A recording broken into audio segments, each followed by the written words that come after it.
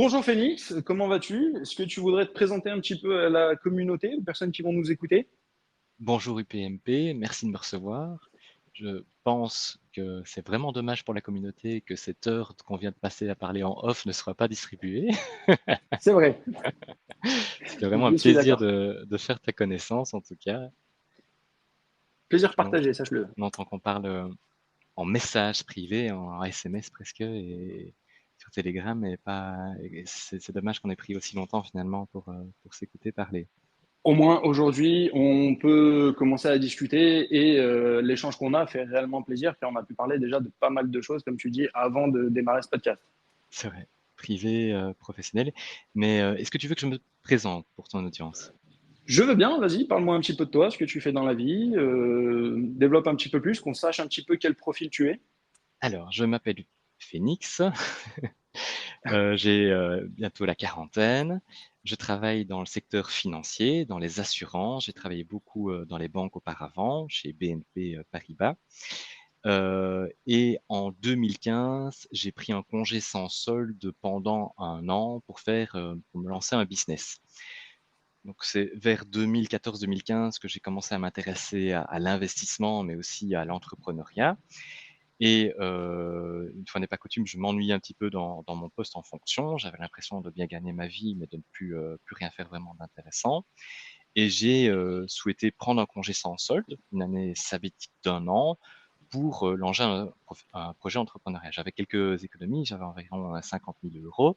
J'ai emprunté 20 000 euros à ma famille, donc me voilà armé de 70 000 euros en me disant, tiens, je lancerai bien une entreprise, je créerai bien de l'emploi. Il en manquait un petit peu à l'époque. Je trouve qu'aujourd'hui, pour les jeunes en tout cas, c'est un petit peu plus facile de trouver de l'emploi qu'à l'époque quand je suis sorti des études, c'était en 2010. Et je voulais en créer. Et par après, je découvre le monde de l'ORECA en me disant, tiens, il y a peu de qualifications possibles, je trouverai facilement. J'étais rempli de préjugés, hein, je connaissais pas du tout l'ORECA, j'avais jamais travaillé dans l'ORECA avant. Et je décide de D'accord? lancer du coup un restaurant. C'était bien loin de mon boulot d'employé où j'étais assis pendant 8 heures par jour sur un ordinateur. Je me lance donc dans l'entrepreneuriat en pensant que ça va être facile, comme c'est l'ORECA, encore plus facile. Et tu parles, je me suis ramassé, après quelques années, le Covid, mais avant ça, tous les déboires qu'on peut imaginer dans l'ORECA, hein, des bilans de marchandises. Enfin, je n'étais pas du tout armé, pas du tout formé pour ça. C'est vraiment un métier extrêmement difficile. Et D'accord.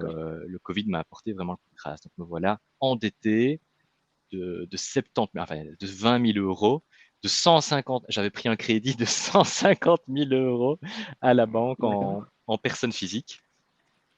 Et c'était à l'époque où j'avais découvert Realty, hein. J'étais parmi les premiers investisseurs sur la plateforme. J'ai pas eu Marlowe, mais j'ai eu la deuxième, c'était au Dubon, je ne sais plus quoi.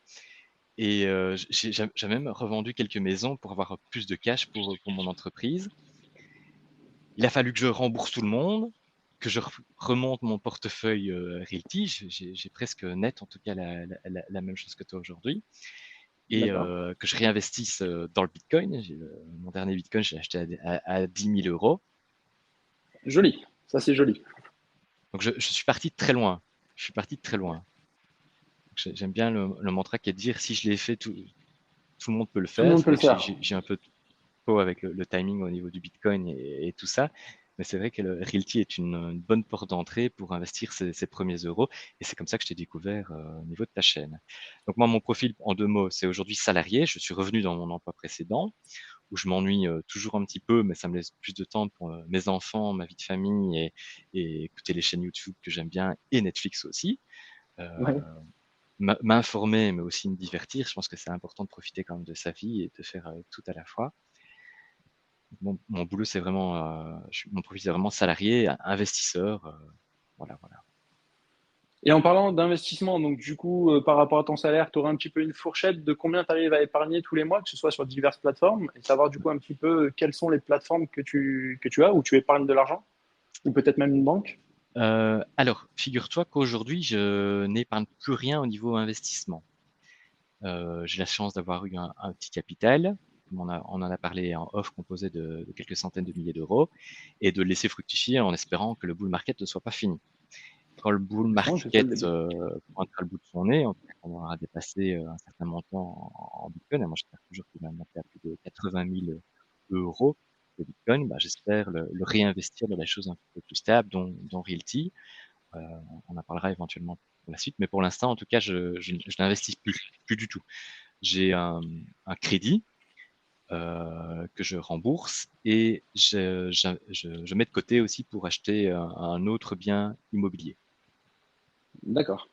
Mais donc je mets quand même, je suis capable de mettre quand même de côté, outre le crédit, qui est pour un bien de consommation et mon épargne pour, euh, pour une baraque.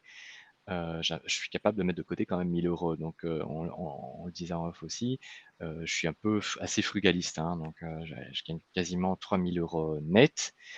Mais je sais en mettre quand même plus d'un tiers de côté, quoi. D'accord. Ce qui est déjà énorme par rapport à un salaire. Oui, oui, tout à fait. Tout à fait. Vivre, tu l'as souvent répété, mais vivre en dessous de ses moyens, c'est vraiment fondamental si tu veux mettre de l'argent de côté. Bah, je pense que vivre en dessous de ses moyens aujourd'hui permettra de vivre en dessus de tes moyens d'aujourd'hui plus tard. Tout à fait. Et ce qui compte, c'est vraiment pas combien finalement tu gagnes net, c'est vraiment combien tu es capable d'épargner et de mettre de côté chaque mois. Ça, j'en suis complètement convaincu. Oui, parce que peu importe combien tu gagnes, tu peux mettre de l'argent de côté ou tout dépenser. Et à ce moment-là, même si tu as un gros salaire, si tu dépenses tout, au final, la personne qui gagne moins d'argent mais qui épargne, qui fait travailler son argent, finira forcément à gagner plus d'argent au final. C'est clair. Je t'ai dit, hein, j'ai un frère qui travaille dans les banques, j'ai un autre qui travaille à la Commission européenne. Et ils gagnent très bien leur vie tous les deux. Mais le deuxième, à la Commission européenne, et c'est apparemment typique de ce genre de personnes-là, enfin, il y en a beaucoup dans ce cas-là, je sais, euh, eh ben, ils font énormément d'activités. Ils partent 2 fois au ski, ils partent 3 fois en vacances le reste de l'année. Ils vont au resto régulièrement. Ils n'arrivent pas à mettre de côté du tout. Ils savent mettre d'un coup, ils savent faire chauffer leur carte de crédit, leur carte bleue d'un coup, et ils doivent rembourser après sans difficulté. Mais mettre de côté, c'est vraiment pas dans leur ADN. Et je suis certain que toi, que moi, que d'autres personnes, peut-être même avec moins d'aussi hauts revenus, on parle de quelqu'un quand même qui gagne plus de 10 000 euros à la Commission européenne par mois, je suis certain que toi et moi, on va finir avec une grosse pension que. Oui, et en plus, une meilleure connaissance du coup de l'argent en sachant comment déjà faire fructifier son argent. Ce qui fait qu'après, même plus tard, en fonction des dépenses que tu as, tu peux continuer à faire fructifier ton argent, des dividendes, des loyers en ce qui concerne par exemple la plateforme Realty, ou peu importe les investissements. Et ces dividendes-là, c'est comme tout, si tu ne les utilises pas entièrement, mais que tu utilises qu'une petite partie, tu continues de gonfler ton patrimoine et du coup d'avoir des dividendes toujours plus élevés, ou des rentes du moins plus élevées. Tout à fait. Et aussi donner une bonne habitude à nos enfants aussi, ou à notre entourage. J'ai 2 enfants et j'essaie déjà de leur inculquer ces valeurs-là à mon niveau, hein. Quand on va faire une activité, on n'est pas obligé de tout acheter, tout dépenser. Vivre, vivre normalement, mais sobrement aussi. Oui, Avoir un voilà, pas dans budget, en tout cas. l'excès. Budgétiser tout ça. Oui, ce que je trouve très intéressant. Et du coup, tu me disais que niveau investissement, donc là, tu n'investissais plus rien. Mais par contre, tout ce qui va être les rentes de tes investissements, tu les réinvestis ou pareil, aujourd'hui, tu t'en sers pour rembourser un crédit ou quelque chose? Non, non, non, non. Realty, donc, hein, concrètement, dans Realty, j'ai réinvesti quasiment dès que je peux dans la maison de réinvestissement. Jusqu'à quelques mois, j'ai été très fier de posséder quasiment toutes les maisons de réinvestissement. Quand j'ai commencé, d'ailleurs, j'avais pas un token par semaine, donc parfois il y a certaines maisons de réinvestissement que j'ai même moins d'un token, mais j'essaie de vraiment réinvestir tout, tout, tout, tout, tout mais L'Oréal Realty dans Realty. Et pendant certaines années, on peut embrayer là-dessus si tu veux, j'ai fait du RMM moins que toi, mais j'ai utilisé le RMM aussi en pensant que c'était une bonne solution pour moi, pour ma personne.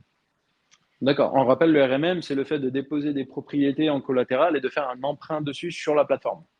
Emprunt qu'on peut utiliser sur la plateforme où on veut. Tout à fait. Donc, si par exemple, tu as 10 000 euros, bah, je mettais par exemple 5 000 euros de propriété sur le RMM qui me permettait d'en dégager 2 500 de loyer, pardon, de ce crédit. Et ce crédit, je réinvestissais de nouveau dans Realty. Et D'accord. voilà, malheureusement, et j'ai essayé d'apporter pas mal de trucs chiffrés, mais au départ, c'était mon expérience. J'avais vraiment le sentiment que je perdais de l'argent. Et effectivement, le taux du RMM a tellement explosé qu'il a dépassé l'intérêt perçu par mon dépôt, peut-être pas la totalité puisque tu veux emprunter que 50%,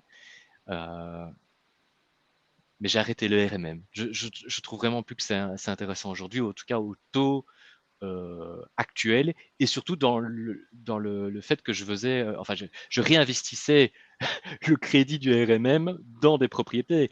Après, on en a déjà parlé, si c'est pour réinvestir dans un autre actif qui va te générer plus d'intérêt que le taux du RMM, ou l'intérêt spéculatif est supérieur à Realty, pourquoi pas, mais tu prends alors souvent un risque beaucoup plus élevé aussi. Je prends un exemple, j'emprunte sur le RM 5 000 euros donc, ou 2 500, je vais reprendre mon exemple de 2 500, et je l'investis dans le Bitcoin. Ok, mais le Bitcoin, tu n'es pas certain, même si moi j'ai des convictions très fortes, tu n'es pas certain qu'il va faire x2, ou qu'il va pas faire diviser par 2 le mois prochain, quoi. Oui, dans tous les cas, tout investissement, on ne peut pas savoir ce qui va se passer dessus. Et au moment où tu mets de l'argent, tu n'es pas sûr de retrouver ce même montant. Soit il sera à la hausse, soit à la baisse, soit il peut y avoir aussi des problèmes de liquidité. Peut-être pas sur le Bitcoin en lui-même, mais le fait d'investir fait que tu n'es pas sûr de retrouver ce même argent. Non. Après, moi, sur le RMM, tu connais mon avis, parce que du coup, c'est marrant, parce qu'on est assez opposés là-dessus. Où moi, justement, je me sers énormément du RMM, et aujourd'hui, j'ai entre 17 et 18 000 de prêts sur le RMM. Pour autant, avec le capital que j'ai, certes, je ne fais plus du 10% si je prends le RMM en compte, je ne suis plus qu'à 5, mais je fais quand même 5% sur une somme qui est beaucoup plus élevée. Et potentiellement, sur cette partie-là, je joue aussi le côté, j'ai acheté énormément de propriétés à Détroit. Si Détroit continue de prendre de la valeur comme ça a l'air d'être le cas à présent, bah, potentiellement l'argent que j'aurais mis va lui encore fructifier, sans Je, parler des loyers. je comprends. Petite question, l'argent que tu as emprunté, donc on va dire, tu as emprunté 15 000, hein, c'est ça? On va dire 15 000 $, plus ou Ouais, moins. on a même un petit peu plus. On va dire 15 000 $. Avec ces 15 000 $, tu les as intégralement réinvestis dans Realty? Oui, là, sur le cas de RMM actuellement, c'est investi intégralement là sur Realty. Mais tu vois, là, mes chiffres sont implacables, hein. Si tu fais si tu reprends les tableaux que j'avais fournis à ta communauté dans le canal Telegram, avec un taux qui avoisine celui des intérêts perçus, donc on va dire un taux du RMM à 10% et un taux d'intérêt perçu annuel de 10% également, à long terme, hein, tu es vraiment perdant. Tu es vraiment perdant en faisant ça. Donc, c'est plus intéressant. Si c'est pour réinvestir dans Realty, c'est vraiment plus intéressant de démarrer avec moins. Après, il y a quand même des choses intéressantes dans le fait d'emprunter sur RMM, mais il n'est pas au niveau de la rentabilité en tout cas. Donc, je Non, reprends. ça va être sur ta plus-value aussi des propriétés que tu as pu acheter le jour J, que tu n'aurais peut-être pas pu acheter ou qu'il faut attendre plus longtemps ou que tu prends en moins grosse quantité. Moi, j'ai pu prendre des 70 tokens parce que C'est j'ai fait vrai, un prêt sur le RMM. c'est vrai, il Et y a ces ça. 70 tokens sont aujourd'hui à 11. Alors attends, parce que j'ai le tableau devant les yeux. 11%. Et la fois où j'ai pu le faire avec 50 tokens, je suis à 11,71. Donc, ils ne me remboursent pas le prêt du RMM actuellement, mais cette propriété aussi a de fortes chances d'être réévaluée à la hausse, d'après ce que, du moins, ce que moi j'en déduis et ce que je vois qui se passe du côté de Détroit.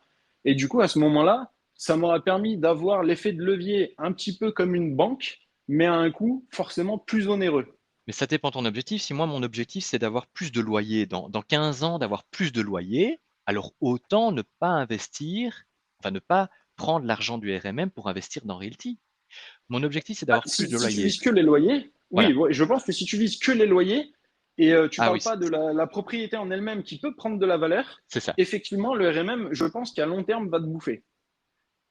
Tout à Mais fait. par contre, si tu prends en compte les propriétés que tu as déjà et que tu peux acheter plus rapidement grâce au RMM, en plus des loyers, je pense que tu es gagnant.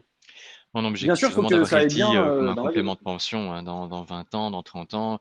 J'espère que Jean-Marc et Rémi, qui ne me connaissent pas, mais avec qui j'ai déjà un tout petit peu parlé, ils ne me connaissent pas du tout, mais que je salue parce que je trouve qu'ils font vraiment un travail colossal. Je le respecte mais énormément. Je trouve que c'est vraiment des personnes remarquables et ils apportent vraiment énormément de plus-value aux quidam comme moi. Et je les remercierai. Mon rêve, franchement, ce serait d'aller au Canada leur offrir un D'aller les resto, quoi. rencontrer? Ah oui, franchement, ce serait vraiment. Il y en a qui rêvent de rencontrer des stars de la télé-réalité ou de la pop culture. Moi, pas du tout. Moi, ce serait de rencontrer Rémi Je et pense que Jean-Marc. l'échange serait Je les trouve beaucoup vraiment plus top, intéressant avec franchement. eux d'ailleurs. Je crois vraiment, c'est clair. C'est clair, d'aller leur serrer la main. Il y a un autre, Yorick de Montbine, dans le Bitcoin, quelqu'un qui est vraiment génial. Yorick de Montbine, je sais pas si tu connais. Quelqu'un Non, qui ça me parle travaille à pas. la Cour des comptes en France. Vraiment une personnalité vraiment top, top, top. Ça, c'est vraiment des gens pour moi pour lesquels je voue vraiment grosse, grosse admiration. Et moi, mon but, c'est vraiment qu'ils m'apportent un complément de revenu toute ma vie, qui sera même pour mes enfants, à la rigueur, hein. Donc, je vois vraiment ça. Et le fait, un autre avantage d'utiliser le RMM, bah, c'est le fait qu'aujourd'hui, c'était prévisible, hein, mais que Realty a de plus en plus de mal à apporter des biens de De nouvelles Détroit propriétés. avec un bon yield, hein, clairement. Ça devient de plus en plus un challenge. On suit les community calls quand même. Et c'est Bah, vrai du que fait que toi, Realty, du fait que, pardon, Détroit, eux, justement, enfin, la ville de Détroit a commencé à prendre de la valeur, les villes où Realty ont investi parce qu'ils y croyaient dans le temps commencent aujourd'hui à prendre de la valeur et en plus, plus rapide que ce que eux auraient pensé, fait qu'effectivement, pour trouver des bonnes affaires, c'est compliqué. c'est vrai. Donc, qui sait, si moi j'attends voilà, 10-15 ans, est-ce que dans 10-15 ans, il y aura toujours des aussi bonnes propriétés? Après, peut-être que mon objectif sera différent. Je voudrais acheter des biens un petit peu plus patrimoniaux et donc avec une rentabilité moins élevée. Est-ce que je voudrais vraiment investir au Panama aussi? Pour moi, c'est moins sexy quand même que Détroit, paradoxalement. La dernière propriété, c'est dommage qu'elle soit pas à l'achat parce que je la trouve vraiment sympa, la dernière propriété. C'est laquelle? Si j'avais les 1 250 000 à Ah mettre oui, pour oui. la propriété FNJ, c'était Et avec grand plaisir que je l'achetais, hein. tu parles de l'emprunt, c'est ça? Oui, c'est vrai. Voilà. Elle J'aurais est là, cette préféré belle. qu'elle soit directement à nous. Après, moi, c'est pareil. Là-dessus, je vise quelque chose qui est peut-être méchant, mais on va dire c'est l'investissement. Moi, à titre personnel, j'aimerais que l'emprunteur fasse défaut. Si Ah lui bah fait oui. défaut, on récupère la Ah mais, propriété. Vu le nombre de tokens que j'ai achetés, c'est un bon coup de poker. mais Là-dessus, complètement, j'ai on est plus combien misé le à coup de dire poker. ça? C'est évident, ouais, clairement. Après, Clairement, c'est ouais. méchant. Et pour l'investisseur lui-même, ça m'ennuierait parce que potentiellement, peut-être que ça ferait de la mauvaise pub ou je ne sais pas. Ça m'ennuie pour lui. Mais en tant qu'investisseur, mon rêve, c'est que demain, ils disent finalement, j'ai pas les sous, j'abandonne, je vous laisse la propriété, on a une décote. Et là, j'ai fait un gain qui est encore plus sympa. Et en plus, c'est de l'argent du RMM, encore une fois. C'est vrai. Mais là, Mais après, utiliser voilà, le c'est plus un coup de RMM, par poker. contre, c'est, pour moi, allez, c'est financièrement pas intéressant, pas intelligent. Alors, sur ce coup-là, je suis assez d'accord avec toi, sauf que vu le nombre de tokens que je voulais prendre et les fonds que j'avais propres de disponibles, c'était pas possible. J'ai voulu tenter un coup de poker, donc j'ai préféré emprunter sur le RMM. Sur le RMM, ça m'a fait un emprunt que de 1000, donc ça va, on va dire que c'est quand même correct. Que lui, je vais rembourser avec mes loyers en priorité. Mhm. Donc, c'est, comment dire, pour moi, un moyen d'avoir pu acheter une opportunité un petit peu plus chère. Est-ce que tu Mais comptes le si je fais le rembourser calcul, un jour, le RMM? je crois que j'avais fait une vidéo où j'étais à 4000 sur le RMM et que j'avais dit demain je rembourse le RMM. Aujourd'hui, on est monté à 16. Oui, dans tous les cas, à un moment, il va falloir que je le rembourse parce que, mine de rien, les taux d'intérêt montent très vite, sachant que le RMM est calculé toutes les secondes, en gros. À chaque actualisation, je vois mon emprunt qui continue de monter. Mais oui. Le but, ça va forcément être de rembourser. Après, ce que j'aimerais, c'est de continuer à investir sur Realty sans toucher du coup maintenant le RMM, arriver à prendre des propriétés directement avec mon salaire, l'argent que je gagne à titre personnel, et du coup augmenter mes loyers pour que je puisse rembourser le RMM plus vite. Si par contre un jour il y a toujours une opportunité ou quelque chose que moi je sens rentable, je vais me réutiliser le RMM pour faire par exemple un gros prêt. Mais ça peut être sur Realty ou si demain le Bitcoin venait à tomber à 20 000, je pourrais emprunter sur le RMM pour acheter du Bitcoin et du coup sortir directement de la plateforme. Il y a autre chose qui m'embête avec le RMM, c'est qu'on n'a pas la main du tout sur le taux. C'est l'offre et la demande sur la pool, et c'est pas nous qui décidons. Si demain il Donc, explose à 20%, comme ça a comme déjà il a été le déjà cas, été, bah oui, oui, allez, on on s'en change quelque souvient. chose. On arrive à la Moi V6, personnellement, je m'en quoi. souviens. Ben oui, ça pique, hein. Ça pique et ça, moi, ça me dérange. ça me dérange que tu n'aies pas du tout la main là-dessus, que ça devienne un petit peu, allez, pas déraisonnable, mais ça fasse boule de neige aussi. Tu vois, tu fais boule de neige aussi pour tes Alors, intérêts composés, mais ton emprunt aussi fait boule de neige et c'est pas une boule de neige que tu contrôles du tout. non, effectivement, là-dessus, tu contrôles pas. J'ai un avantage, après, c'est propre à moi, c'est que j'ai un peu plus que ce montant-là en crypto-monnaie et que si vraiment il venait à y avoir un souci, je suis prêt à transférer ce montant-là en crypto sur le RMM, attendre le laps de temps qu'il faudra potentiellement pour que le taux redescende, ou si le taux redescend pas, ben, je me serais couvert. Certes, j'aurais perdu de l'argent d'un autre investissement qui aurait pu encore monter ou quoi que ce soit, mais j'aurais couvert ma dette. Voilà, si j'avais pas d'argent de côté et que je n'avais que, par exemple, la plateforme Realty et qu'aujourd'hui j'ai un prêt à 16 000 sur Realty sans aucune autre plateforme ou aucun moyen de rembourser, entre guillemets, en claquant des doigts s'il vient y avoir un souci sur le taux, je l'aurais pas fait. Ouais. Là, comme je te dis, s'il y a un souci, 16 000, je sais que je fais deux trois clics de souris dans la journée, ça y est, je peux me démerder à les rembourser. Je vais payer des taux d'intérêt un peu élevés, mais je peux me couvrir assez rapidement. Mais par contre, comme tu dis, ça monte à 20, 30, 40%, 50% parce que beaucoup moins de personnes déposent des fonds, mais beaucoup plus en emprunte. Je crois qu'il y a un système de sécurité, mais sait-on jamais, tu peux te faire liquider très vite C'est vrai, pour une petite erreur. c'est Un petit clair. peu comme un effet de levier quand tu vas acheter une action ou tu vas acheter de la crypto-monnaie. Là, c'est un effet de levier qui est plus ou moins élevé. Après, moi, je suis peut-être dans l'excès car j'ai quasiment un petit peu moins de la moitié du montant que j'ai sur la plateforme, mais en emprunt. Tu peux te permettre d'avoir, je sais pas, sur un 40 000 euros, peut-être 2 3 000 euros de RMM, c'est pas dérangeant en soi. À côté de Realty, donc j'ai de la crypto, on va dire que j'ai pour 100 000 euros de crypto. Mon objectif, ce sera vraiment de réinvestir plus massivement dans Realty quand je le sentirai et de dispatcher en propriété, par exemple, pour les single family, de ne pas mettre plus de 3 000 euros par bien. D'ailleurs, petite parenthèse, tu as été impacté par Jefferson parce que moi j'avais quand même quelques tokens sur le bien à New York qui a flambé. Oui, j'ai pareil quelques tokens, alors je sais plus combien exactement, mais ça m'a réduit un petit peu justement mon yield, mais en soi rien de très grave étant donné que je suis quand même très diversifié sur beaucoup de propriétés. J'espère qu'ils vont effectivement réussir à retoucher bien vite de l'assurance et reconstruire ou alors nous restituer l'argent parce que c'est un petit peu dommage pour les personnes qui ont mis trop d'argent sur ce bien-là, hein, parce qu'il ne faut pas trop effectivement s'exposer par Bah, propriété, ça peut c'est là arriver. où je, c'est là où je trouve justement l'avantage de cette plateforme, c'est que pour 50 dollars par token de propriété, donc entre guillemets par propriété, et le nombre, moins aujourd'hui, mais de propriétés que Realty propose, il est très facile de se diversifier avec un gros montant et ne pas mettre tous ses œufs dans le même panier, même au sein d'une seule et même plateforme. C'est clair. À condition que les jetons soient disponibles. Ça, c'est peut-être le seul reproche que je vais faire, c'est qu'ils partent comme des petits pains. Ils sont vraiment victimes de leur succès.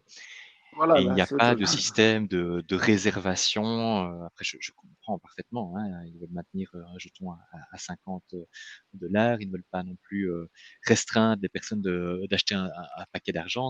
C'est un désaccord que j'ai un petit peu avec eux. C'est qu'il faudrait peut-être faire plus de malheureux plutôt que quelques heureux, tu vois.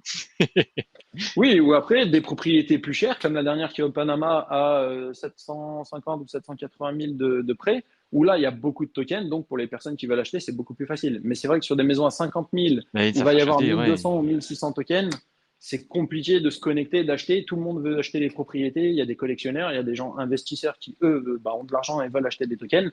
Même à un token par personne, ça part extrêmement vite. C'est vrai. C'est vrai. Puis ils sont limités aussi hein, par les 200 investisseurs étrangers qui peuvent faire partie de la société. Je pense hein, qu'il y a ça aussi. Hein. Je sais pas si c'est le Oui, il y a ça format aussi. V3, mais ils sont limités d'investissement. Et mine de rien, beaucoup d'investisseurs qu'on voit sur la plateforme sont des investisseurs qui mettent quand même des grosses sommes. Quand je dis des grosses sommes, c'est pas des 50 dollars, ça peut être jusqu'à 500, 1000, voire peut-être plus. Mais ça commence déjà à faire un petit paquet de tokens qui descend en une seconde. Tout à fait. Moi, j'essaie de réserver ces grosses sommes-là. Hein. Le dernier 1000 euros que j'ai mis, c'était pour une section 8.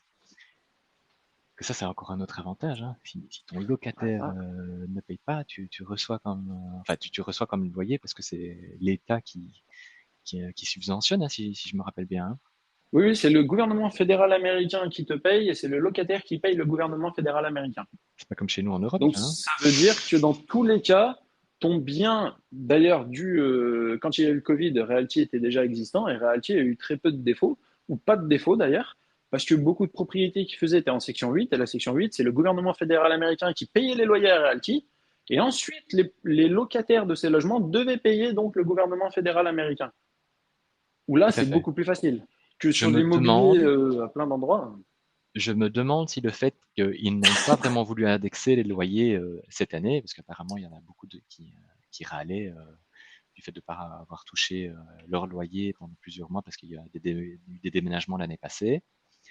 Je me demande si le fait de ne pas augmenter leur loyer va leur permettre de passer des maisons, des anciennes propriétés en section 8 plus facilement.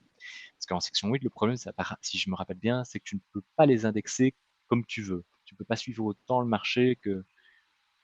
Alors, si j'ai bien compris la section 8, c'est pas le bien qui est lui section 8, c'est le locataire qui est section 8. Donc, le locataire d'un bien qui est éligible à la section 8. Et il faut que le bâtiment soit après éligible à des normes qui font partie de cette section 8. Ah, d'accord. Et section Si 42, j'ai c'est bien l'inverse compris. alors. C'est le bien qui est. Alors, je ne suis pas assez calé sur la section C'est 42 plus. là-dessus, je ne pourrais Mais pas dire. en tout cas, ce que je voulais dire, c'est ça que moi, je réserve plus d'argent chaque fois quand je vois un section 8 ou un section 42. Je me dis, tiens, encore plus de garanties, encore un meilleur bien. Forcément, je vais y aller plus franco. Forcément. Voilà, là c'est plus intéressant, tu te sens plus en sécurité Oui, et encore plus. moins de problèmes de défaut de paiement. Même si le locataire peut lui partir, malgré que ce soit la section 8 ou section 42 ou peu importe. S'il décide de partir, si tu as un bien immobilier, une maison individuelle, tu perds tes loyers. Si tu as un bâtiment où c'est une copro où tu as, je ne sais pas, 20 logements, bon, bah, si tu en as un qui part, tu as quand même ton loyer sur 19 logements. Tout à fait. L'avantage de cette plateforme de pouvoir, comme je disais tout à l'heure, mettre des sommes et de pouvoir éparpiller et plus facilement. C'est un petit peu comme si on jouait au Monopoly à travers Realty, mais du coup dans la vraie vie. Tout à fait. Et figure-toi que pour rebondir sur la diversification, que je ne raisonne pas du tout comme ça en crypto. Moi, j'ai, allez, 50% de mon patrimoine en crypto, c'est du Bitcoin. Et les 45 autres pourcents, c'est de l'Ethereum. Oui, puisque là, c'est ce que tu crois le plus. Et là, c'est un actif qui, lui, peut s'apprécier et se déprécier et tu n'as pas de rente dessus. Oh, Quoique, sur l'Ether, tu as de la rente si tu le où fais tu peux. fructifier, ce qui n'est pas mon cas. D'accord, ok, J'ai envie qu'il reste accessible comme je le souhaite. facilement. D'accord. Je ne fais pas, c'est pas que je fais pas confiance, mais je ne connais pas suffisamment encore les manières de stacking de manière décentralisée. Je ne sais pas si à Ah. tous les coups tu peux Sache récupérer ton argent aussi d'ailleurs que facilement. là-dessus, j'étais comme toi, et pendant des années, j'ai gardé mes Ethers à ne pas les faire fructifier. À force de voir des vidéos, tout le monde qui fait fructifier ses Ethers, et moi, j'ai pu voir bah, vis-à-vis de Ledger que tu as directement le moyen de staker tes Ethers en Lido staking. Dessus, je suis déjà un peu plus de 600 ou 700 balles de gagner en Ether. Et mine de rien, je me suis dit, en fait, j'aurais peut-être dû le faire depuis plus longtemps. Oui, il n'y a pas de petit profit. Parce que Maintenant, là, je te donne le montant en dollars, mais je ne sais plus exactement combien ça m'a fait d'Ether en plus. Mais le montant que moi je cherche, c'est de l'Ether, c'est même pas du dollar. ouais. Vu que je crois en cette crypto-monnaie, ça m'intéresse d'avoir de plus en plus de tokens de celle-ci. Après, j'aime cet aspect sécurisant de me dire, tiens, ils sont disponibles à tout moment. En tout cas, ils ne bougent pas. Je dois pas. C'est moi qui les hold et je ne fais pas confiance à un protocole pour me les rendre en cas de besoin. Je les ai. Et voilà, moi, ça me sécurise. Par contre, Donc je là, attends, me tu es en train de divers. dire que tu ne les as pas sur les échangeurs. Non, ah non, certainement pas. Certainement Voilà, pas. non, non, pour que la communauté et tous ceux qui nous Non, écoutent non, comprennent bien que tu les as en sécurité. je suis dans la crypto depuis 2017 et je déconseille vraiment, vraiment, vraiment, vraiment de garder des grosses sommes d'argent sur les échanges. C'est encore plus facilement accessible. Là, tu te fais pirater, c'est très facile. Et la plateforme peut se faire pirater et on en a connu depuis 2017, mais 10, 20. FTX, qui a été la dernière grosse plateforme d'ailleurs. Ouais, ouais, ouais. Il y en a plein et ils ne rentrent pas toujours l'argent, ils ne sont pas toujours assurés pour. Et voilà, donc non, non, je pense qu'au-dessus de 10 000 euros, il faut plus garder du tout sur un échange. C'est bon pour faire des petits trades. On peut maintenant vendre ces cryptos via par exemple mon pèlerin ou quoi, de manière très, très décentralisée et passer en USDC très facilement, hein. Donc, je vois vraiment plus l'intérêt des plateformes à part pour faire du trading éventuellement ou pour acheter des tokens, des coins qui ne sont pas trouvables sur de manière décentralisée, hein. Mais du coup, je diversifie pas. Moi, je suis vraiment pro Bitcoin et Ethereum, et tout ce qui est shitcoin, memecoin, même si ça peut mieux rapporter ou quoi, pour moi, fondamentalement, ils n'ont aucune valeur. Vraiment. Plein de Solana, tu le jetons mets dans quelle communs. catégorie? Alors, j'investis dans Solana, c'est mon troisième. C'est pour ça, parce que je sais, c'est pour ça que je te demande du coup. Ça, c'est assez transparent, hein. J'ai plus de 3000 euros sur Solana, donc c'est pas des grosses sommes, hein, mais c'est mon troisième plus gros stack. Pour moi, s'il y en a un qui peut avoir plus de traction au-delà de l'Ether, c'est Solana. On a vu qu'il a eu pas mal de succès. Je pense qu'il a un upside, donc il peut encore monter favorablement. Mais sincèrement, allez, si on parle juste blockchain, le fait que le réseau tombe en panne régulièrement, que la plupart des applications, des use cases dessus, ce soit des mêmes coins, aujourd'hui, je suis pas convaincu. Après, voilà, il y a peut-être un potentiel. C'est celui sur lequel je suis le moins franc parce que je suis prudent. On ne sait jamais D'accord, pour toi. ce qu'il peut faire. Et Du coup, ah, toi, tu t'es fait ton petit top 3 en fait oui, des clairement. projets que tu crois le plus. Et en fonction de ce top 3, le projet numéro un où tu as le plus, le projet numéro 2 et le projet numéro 3 si lui vient à surperformer. Aussi pour une raison très simple, c'est que bah toi, on est beaucoup juste simplement à travailler. On n'a pas le temps de suivre, je veux dire régulièrement, plein de projets. Enfin, je suis toujours en train de me dire que tiens, parce que j'ai aussi des shitcoins, attention, hein, mais très très peu, hein, vraiment très peu, hein. Quand je dis très peu, c'est moins de 1000 euros, donc on s'en fout quelque part. Si je les perds, voilà. Là par contre, tu vois, parce que c'est du gambling et je peux me dire, là, je les ai perdus. Ce que je mets dans ces shitcoins, je les ai complètement perdus et je m'en fous. Mais du coup, j'ai pas du tout le temps et ni l'envie, ni l'énergie à mettre pour les suivre et suivre le projet. Je me dis souvent, s'il devait arriver un hack ou qu'on devait finalement voir que c'était un Ponzi, je serais le dernier au courant, quoi. D'accord. Oui, oui, c'est pour ça que tu te centralises plus sur des projets. Complètement. Voilà, sur des projets, sur le Bitcoin, sur les fondamentaux. Je pense que toi, comme toi, j'adore l'histoire de la monnaie et c'est pour ça que je te recommande vraiment Yorick de Montbin. Yorick de Montbin qui travaille à la Cour des comptes, parce que lui, au niveau de tous ses podcasts, toutes ses interviews, c'est vraiment du haut niveau. Il est vraiment vraiment, vraiment, vraiment top. Moi, quelqu'un que j'aimerais rencontrer comme mes frères Jean-Marc Jacobson et Rémi.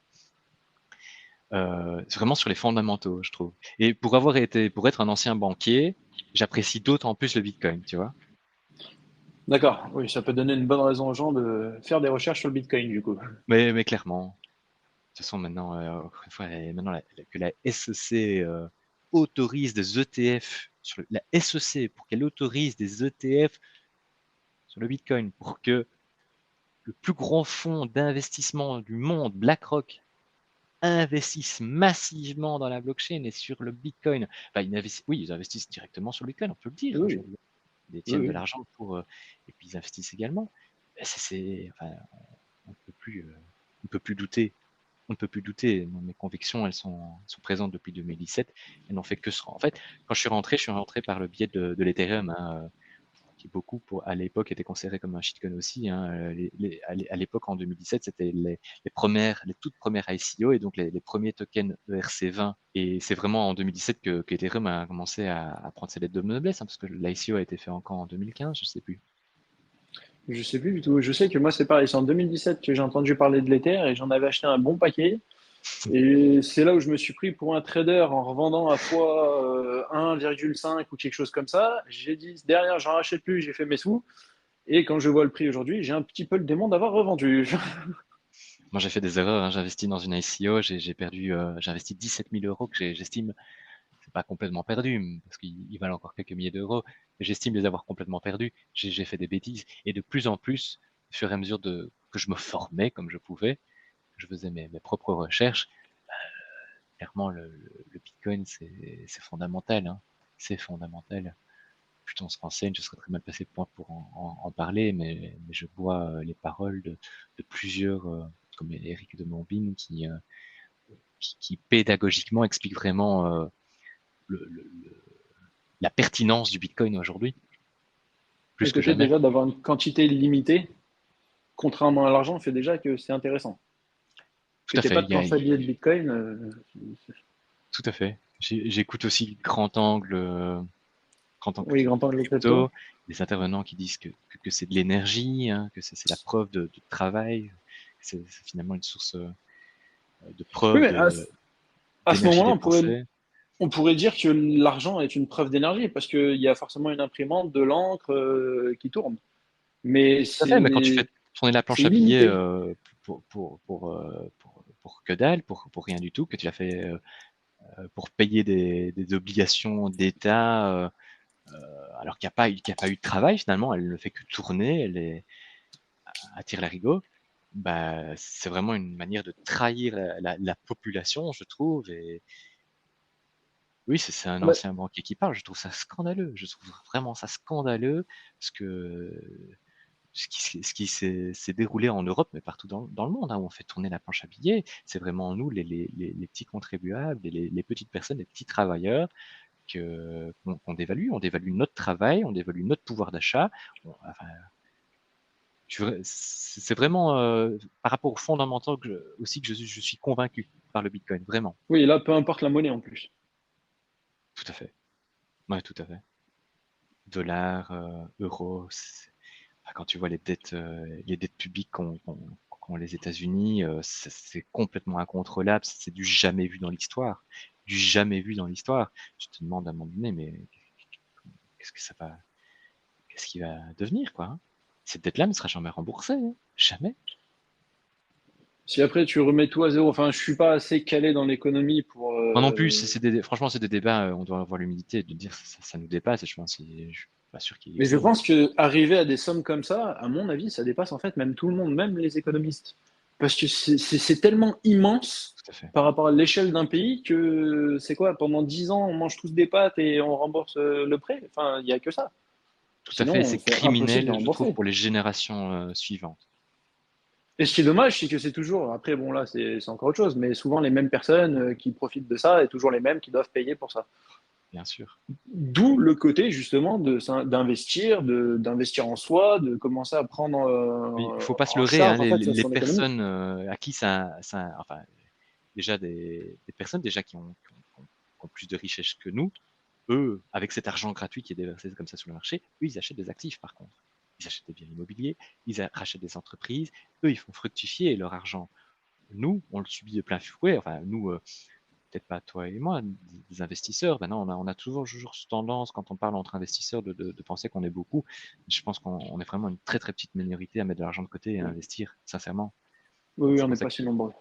que le travail que tu fais, pour moi, c'est du bien public, hein. Ça devrait être imposé à l'école. C'est tellement important d'être pédagogue par rapport aux finances personnelles. Et donc, tout cet argent qui est déversé dans l'économie, il bénéficie clairement à des personnes qui, eux, savent leur faire fructifier, savent l'investir correctement, qui ont des office family, des personnes qui sont sous gestion, etc. C'est, c'est- Ces personnes-là ne se font pas avoir, quoi. Moi, c'est ça, c'est aujourd'hui justement ce que j'essaie de prôner un maximum avec la chaîne YouTube, c'est que en plus, en 2024, on peut investir à partir de 1 euro sur la plupart des choses et aller 50, voire même 100 euros, qui en soi peut être quand même un montant élevé pour certaines personnes, mais en soi, ça va. C'est pas non plus la fin. Pour une personne qui fume, c'est assez facile. Pour une personne qui va souvent au resto, c'est facile d'épargner du coup 100 euros. Certes, tu dois te priver un petit peu, mais derrière, je pense que ça peut être bénéfique. Sans parler des systèmes potentiels de retraite qui ne seront peut-être plus les mêmes. Enfin, c'est dur de viser sur une échelle de temps assez longue en se référant à un gouvernement ou à de l'argent qu'on pense qu'on va toucher ou des droits ou peu importe. Pour moi, je pense que le mieux, c'est de commencer au plus tôt de se prémunir et d'essayer d'envisager d'avoir une retraite qui, en plus, pourrait être plus tôt que l'âge de départ légal à la retraite pour beaucoup de personnes.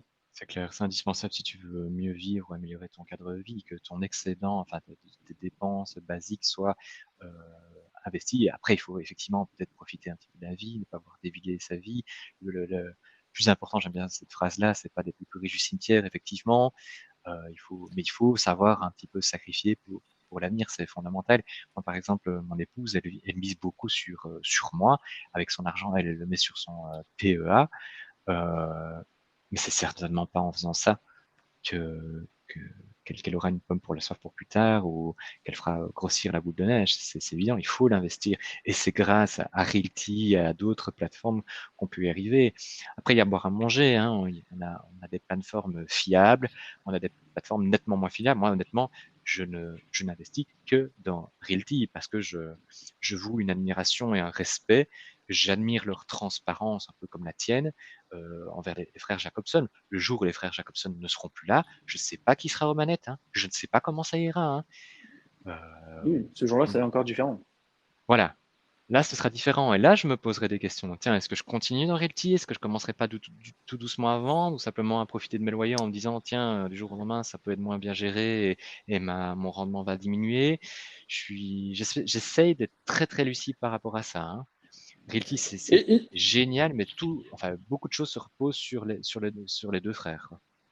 ah bah, la publicité, l'image et le fait que ce soit carré reposent sur les frères Jacobson. Hein. Aujourd'hui, je pense que c'est ça.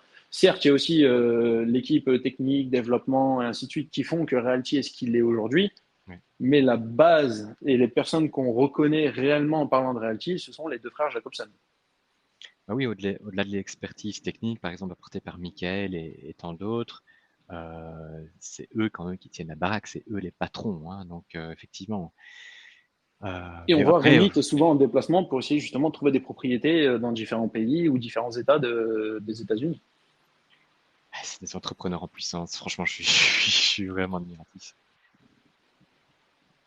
Et encore plus quand on voit que justement, ils démocratisent le fait d'investir dans des propriétés à travers tout le temps qui passe et le peu de rentabilité qu'ils ont eu jusqu'à présent, pour que des gens comme nous puissent faire justement des investissements et commencer à se prendre en main. Alors là, je suis prudent parce que je ne sais pas si tout ce qu'il nous dit, c'est toujours 100%, 100% transparent. Il y a aussi un côté, c'est tout à fait normal, businessman et commercial et marketing. Hein. Après, voilà, moi qu'ils aient bien gagné leur vie, c'est tout à fait normal et je ne serai jamais jaloux dans le sens négatif du terme parce qu'ils ont bien gagné leur vie. Au contraire, Oui, je ne sais pas si là je effectivement parle ils ont. vraiment de la plateforme. Oui, je ne sais pas. Je suis très prudent parce que je ne connais pas les comptes exactement de la plateforme, combien est-ce qu'elle a généré de bénéfices ou pas. Bah, ça, je pense qu'après, niveau bénéfice, il y a entre guillemets moyen de le voir, parce qu'il y a chaque propriété qui sort, que tu payes en CB, il y a des frais, mais ça ne va pas dans leur poche. Donc, ça va être les 10% des propriétés. Si tu fais le calcul de toutes les propriétés et que tu fais le calcul à chaque fois des 10% du prix total que du coup, bah, eux ont empoché dans leur poche, ils ont dû prendre énormément d'argent. Mais derrière, Possible. entre tous les voyages qu'ils doivent faire, le prix d'une plateforme et le prix aujourd'hui d'un développeur blockchain, moi j'ai regardé sur Internet des offres d'emploi. En France, il y a des offres d'emploi de développeurs blockchain à plus de 10 000 euros.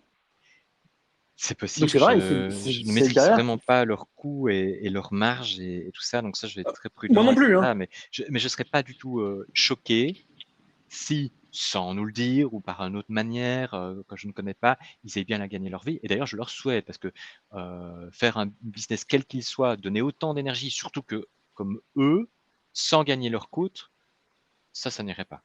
Ça ne me Bah, ferait moi, pas non plus. c'est là où pour regarder un petit peu beaucoup de startups ou de nouvelles sociétés qui se créent, très peu sont rentables sur les 3, 4, 5 premières années. Non, tout à C'est fait. après que ça commence à être rentable. C'est pour ça que je ne connais pas, je suis pas non plus dans les comptes de leur plateforme. Mais ce que je veux dire, c'est que moi, ça ne m'étonnerait pas que, en fait, il y ait ce côté générosité à la canadienne, parce que on voit le côté super généreux des Canadiens. À chaque fois qu'on les entend parler, c'est vraiment. Enfin voilà, c'est C'est l'image que j'ai. possible. Ils sont très généreux. Et de voir que bah, ils auraient pu potentiellement faire d'autres choses ou alors faire cet immobilier avec leurs propres fonds, étant donné qu'ils ont déjà réussi par le passé à avoir des fonds immobiliers. Et ben là, le fait de démocratiser ça à travers justement la blockchain et de permettre à des gens comme nous d'investir facilement, je trouve Mhm. vraiment que c'est magique. Même si derrière, effectivement, ton nom prend aussi un coup vers le haut parce que maintenant, tu es connu de partout parce que tu es, entre guillemets, le pionnier à Détroit de l'immobilier tokenisé. Non, mais s'ils font le futur Amazon de l'immobilier, que effectivement, en tant que leader, ils continuent à garder le lead et que ça se démocratise, que les frais de mutation en Europe peuvent être réduits. Hein. Ils sont en train de travailler hein, sur une phase pilote apparemment. Hein. Donc les choses sont en train d'évoluer en Europe également pour que quand tu puisses revendre sur un marché secondaire, tu ne dois pas chaque fois repayer des frais de mutation. Les taxes, S'ils ouais. s'ils peuvent y arriver, ils sont assis sur une mine d'or, hein, et ils sont assis sur une mine d'or et ils nous vendent des pioches, hein, donc ils vendent des pioches actuellement, hein, puisqu'ils vendent leur supermarché en ligne, leur Ils ont vendu image. des pioches au moment où ils ont vendu aussi le token RWA. Ouais, Où là, le ouais, fait d'investir dans la plateforme directement à travers une levée de fonds, j'ai trouvé ça aussi très intéressant. c'est vrai. C'est vrai. Après, moi, personnellement, c'est pas un bon exemple du tout. J'avoue que c'est pas à faire, hein, mais moi, je l'ai vendu pour acheter d'autres propriétés. Je les ai revendus Moi, je pour garde. Moi, je suis investissement. parti un petit peu comme des actions de société. Je détiens Ah des oui, non, actions non, dans pardon. plusieurs Je sociétés. confonds. Je confonds avec le reg. J'ai revendu le Ah, reg, non, mais non, j'ai gardé le RWA que j'ai bien sûr pas vendu. d'accord. Après, potentiellement, sur le reg, moi, j'ai vendu la moitié de mes reg, mais je sais que j'ai des soon qui étaient distribués avant le token reg qui vont être convertis en reg, qui Ouais, fait que je vais largement compenser ce que j'ai vendu. tout Donc, à du fait. coup, Ouais, je suis parti un petit peu là-dessus. pareil. Pareil. Mais Je non, suis non, moi, je encore parlais fort vraiment. dubitatif et en attente de ce qu'ils vont pouvoir proposer avec le REC, parce que jusqu'à présent, les formes de DAO que j'ai pu, je suis pas du tout spécialiste, hein, mais des formes de DAO dont j'ai pu entendre parler, et puis franchement, tu voudrais donner plus de pouvoir à. Enfin, je fais pas confiance nécessairement à la communauté, je fais beaucoup plus confiance, on l'a déjà dit, en Rémi et Jean-Marc. Je dis leur prénom là, comme si je les connaissais, c'était connu. Mais je fais moins confiance à la communauté parfois. Oui et non, parce que par exemple, le dernier bien, moi je rejoins vraiment l'avis de Michael. Pour moi, il faut pas le vendre. Tu vois, on a eu une offre d'achat pour un des biens récemment. Oui, sur Et comme moi, Apolline. je suis là vraiment pour le long terme et avec des loyers, ben, j'ai pas spécialement envie de revendre un bien qui a énormément de potentiel, qui est qui l'a aujourd'hui, pour des nouvelles propriétés qui sont peut-être moins rentables, moins belles, moins. Enfin, tu vois, je suis. Bah, surtout que pour moi, étant donné que tu te mets dans l'immobilier, tu vis directement du long terme. Donc, tu n'es pas censé avoir besoin de ton capital tout de suite. Parce que du coup, récupérer cet argent, c'est prendre son capital directement.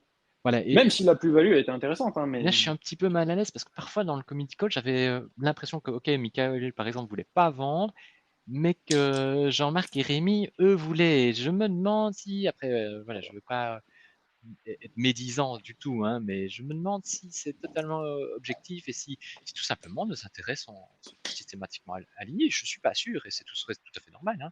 Ce serait tout à oui, fait oui. normal. Moi, mon intérêt, c'est d'avoir le maximum de rente Après, il y le a plus peut-être longtemps aussi autre possible. chose. Moi, je sais que je suis pareil, mais après, il y a peut-être autre chose, c'est que bah, moi, à titre personnel, j'ai pas les connaissances d'immobilier, je sais pas quand j'achète un bien si une plus-value de temps c'est bien ou pas. Eux, comme ils montraient lors du community call, c'était plus en sorte que ce bien immobilier a fait une plus-value qu'aujourd'hui, on ne peut pas laisser passer. Dans le sens où c'est pas quelque chose de courant dans l'immobilier et que voilà, ça peut valoir le coup, même si plus tard, il peut encore reprendre le double, le triple, on ne sait pas. Tu l'as acheté, allez, t'as acheté un bien, on va faire simple. Tu as acheté 10 000, on t'en propose 20 000. Alors oui, tu le vends maintenant, tu as fait 100% de ta plus-value, tu l'encaisses. Oui, mais si tu l'avais gardé pendant 20 ans, tu aurais encore fait plus que 100%. Tu vois ce que je veux dire? Moi, je vise vraiment le long terme et pas le court terme. Alors oui, tu vas me dire, oui, mais avec ces 100%, maintenant, tu peux réinvestir de nouveau. Et tu vas faire. Mais qui paye peut-être plus autant. Voilà. C'est pareil. Moi, je suis pas à l'aise avec le fait de vendre. Après, j'ai pas du tout les consulté, j'ai même pas cette propriété-là dans mon portefeuille, mais moi, j'aurais voté non. Mais après, par contre, ça, je trouve que justement, c'est bien, c'est que c'est remis à la communauté en fonction du nombre de tokens que tu as, donc de part de propriété que tu as sur celle-ci pour pouvoir voter. Et ça, mine de rien, Ouais, même s'il y a des personnes, que nous avons tous des avis différents, je trouve que c'est pas mal. Après, je dis pas, hein, c'est vrai. demain, j'ai des propriétés que je n'ai pas envie de revendre. Si elles venaient à avoir quelque chose et qu'on me dit, bah, finalement, c'est revendu parce que tout le reste de la communauté a dit oui, ça m'ennuie. Mais à ce moment-là, bah, il faut que j'achète le bien entier. C'est vrai. Au moins, il y a ce côté justement où je trouve qu'il y a une certaine, ouais, bah, comme une DAO où tous les propriétaires sont là, ils décident de voter, ils votent pas, voilà, en fonction des personnes. Mais au moins, voilà, ça nous donne un résultat global. Et c'est pas que la plateforme qui te dit, bon, là, excusez-moi, mais finalement, on a fait 100 et quelques pourcents, ça y est, on vend la propriété. Ça prouve aussi, encore une fois, que la propriété n'est pas à la plateforme, mais qu'elle appartient bien au token holder. Oui, tout à fait. Que sans le vote de ces personnes, en fait, on peut rien faire de la propriété. Tout à fait. Tout à fait. Donc, Et en bourse, tu as des actions, il y a quelque chose je suis sur Trade Republic dans un ETF S&P 500, mais j'ai mis moins de 1 000 euros, donc c'est vraiment pour essayer la plateforme. Je suis dans les 600 euros. posséder la plateforme. Pour l'instant, je te dis, j'essaie de récolter de l'argent pour un nouveau bien immobilier. Du coup, je m'investis plus dans, dans la bourse ni dans d'autres actifs. D'accord. Et à long terme, du coup, toi, c'est vraiment plus realty ou essayer pareil de diversifier et de potentiellement reprendre encore un peu plus de Le crypto si problème, le prix c'est les baisse? taxes. Ici, on en profite, hein. L'avantage, c'est que je suis complètement anonyme, donc je vais être très honnête. Mais moi, je ne déclare rien à l'État, hein. J'ai, j'ai fait du droit quand j'étais plus jeune et j'avais un professeur qui travaillait à la TVA, taxe sur la valeur ajoutée. Donc, tout le monde paye la TVA et quand tu es professionnel, tu peux déduire, etc. Les contrôles sont extrêmement rares dans mon pays. Dans mon pays, ils sont extrêmement rares. Ils sont surtout présents quand tu te fais dénoncer, quand tu fais des erreurs. Si tu ne dis rien, très peu contrôlé en tant que particulier. D'accord. Les erreurs que tu peux faire, c'est récupérer l'argent en euros. En tant que banquier, quand on recevait des sommes d'argent colossales par rapport aux revenus de la personne sur le banque, il y a des voyants qui s'allument. Et là, tu poses la question au client. Tiens, monsieur Lambert, comment ça se fait-il, monsieur Lambert, qu'il y a des 1 000 € qui arrivent sur votre compte alors que d'habitude, vous êtes à 1 500, 2 500? Là, vous avez 10 000 € qui arrivent régulièrement, ou 100 000 € qui arrivent régulièrement, ou qui arrivent d'un coup. Qu'est-ce qui se passe? D'où vient l'argent? Mais si tu fais les choses malignes, que tu utilises plusieurs comptes en banque, des petits montants, des montants irréguliers, qui sont, enfin, il y a moyen de frauder relativement simplement. Et puis, je préfère avoir des problèmes de riches et à un moment donné faire un ruling ou c'est pas un ruling, on me dit, mais faire amende honorable et me payer une amende dans 20 ans quand je serai un peu plus riche que maintenant que je suis plus D'accord. pauvre. Tu vois ce que je veux Oui, dire? oui, oui, oui, je vois ce que tu veux dire. Imagine 30% la flat tax, manque à gagner pour la boule de neige pendant 20 ans. Est-ce que ça vaudrait pas le coup de frauder? Après, je sais que en Ça, France, chacun son âme et conscience. Après, peu importe les personnes, il faut être au courant du moins des risques que tu as. Et si après tu es en accord avec les risques, on paye voilà. déjà tellement d'impôts dans notre travail. Ah, Moi, dans la vie en général. je suis plus indépendant, hein, donc je travaille plus pour mon propre compte. Je suis salarié et on pourra en reparler, hein. Je trouve le statut de salarié exceptionnel. C'est vrai qu'être indépendant, c'est pas mal aussi, mais c'est beaucoup de contraintes, hein. Je vois partout fleurir des tendances sur les réseaux sociaux et sur YouTube aussi. Oui, travaillez pour vous, plus pour un patron, ne réalisez plus le rêve d'autrui, réalisez votre propre rêve.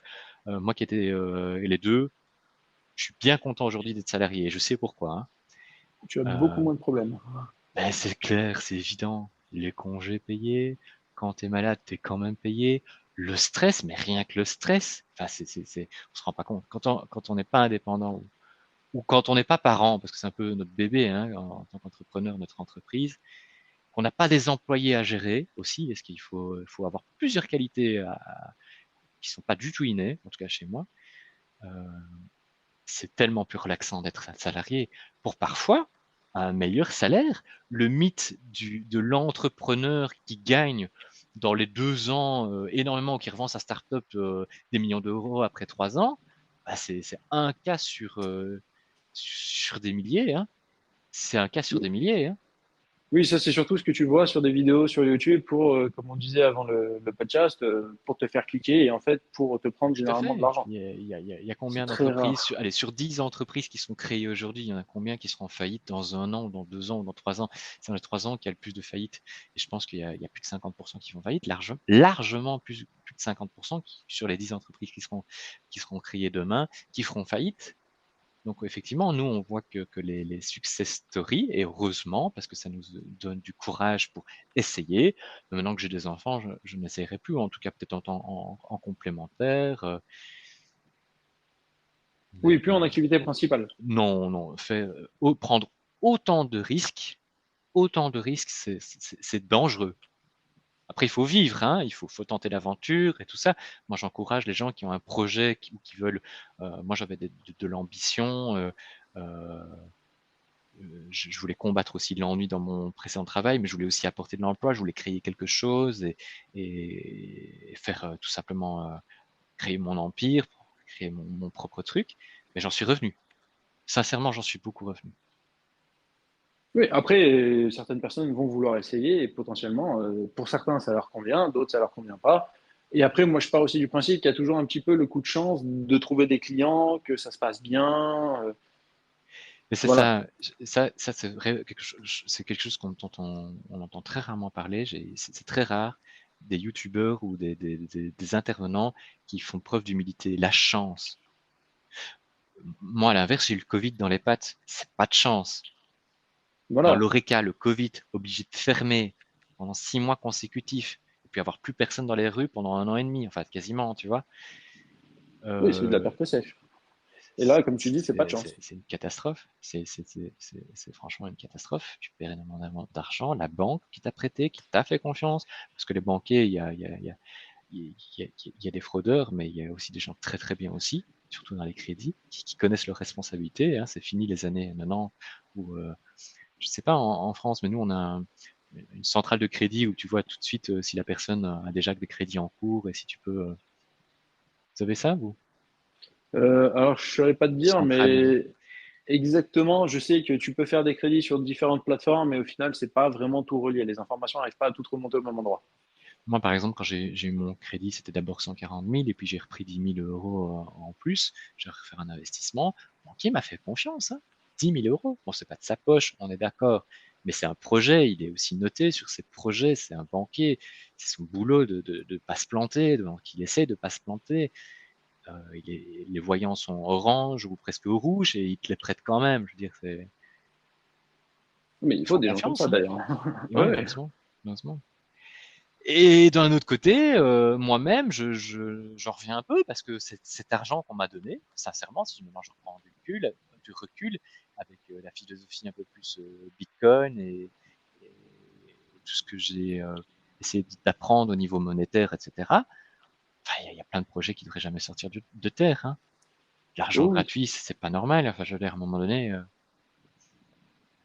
Oui, puisque tu bon, donnes plus réellement de valeur.